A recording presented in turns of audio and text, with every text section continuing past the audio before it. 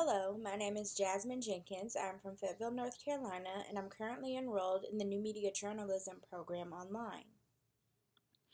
My desire is to start my own new media website and to publish my own worldwide new media magazine. Aside from that, I hope to become a new media specialist for a major company. My journey to developing mastery in my field has just begun, but I'm confident that once I've completed this course, I will be able to take my master's program head on. Now that you know a little about me, I want to move on to a different subject. I gained a lot of insight from the reading this week, and Robert Greene does an excellent job of using stories that are relative to real life. There are three key points that stood out the most to me.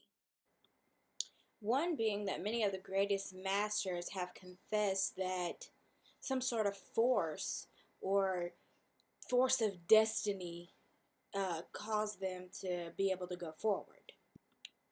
Two, being that we were all born unique and it was genetically formed in our DNA. We're a one time phenomenon.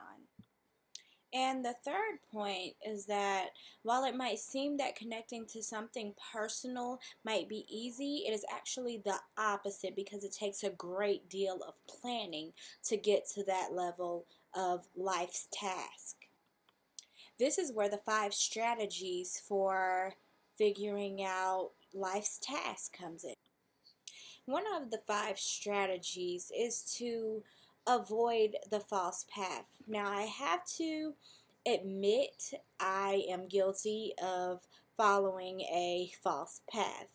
And generally according to the reading, following a false path is not exactly hard to do because we are led by something that we think is right because it's kind of been implanted into our brain. And this is where my turning point comes in. See, have always been the type of person that wants to make everyone happy and wants to see everyone smiling and wants to do what everyone wants me to do. And so that same attitude I took on as far as my education.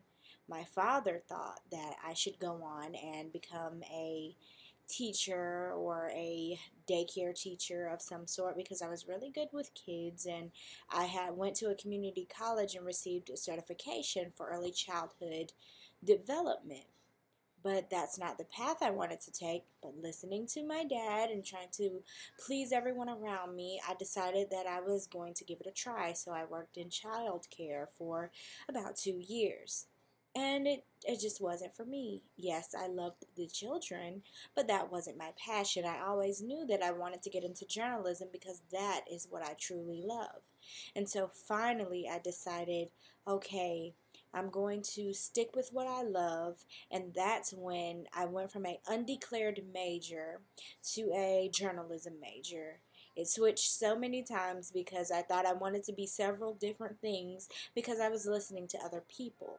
Well, that's when my turning point came along, and now I am working on my master's. So I've done really, really well for myself with sticking to avoiding the false path. Now that I'm working on my master's, I'm already into one of the dreams that I've had for the longest time now. I thought that I wasn't going to be able to go back to school after completing my bachelor's degree, but here I am. It may be online, but I'm still in school. I'm enrolled and I'm getting my master's. So that's a dream of mine that I had. That was my major dream, and now I'm doing it.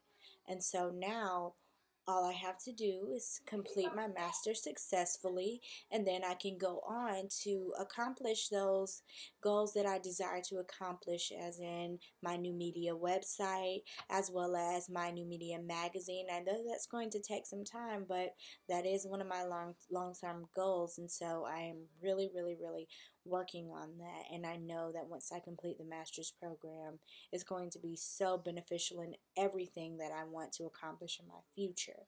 And so within the next 3 weeks, I want to learn what it takes to be a master in what I love.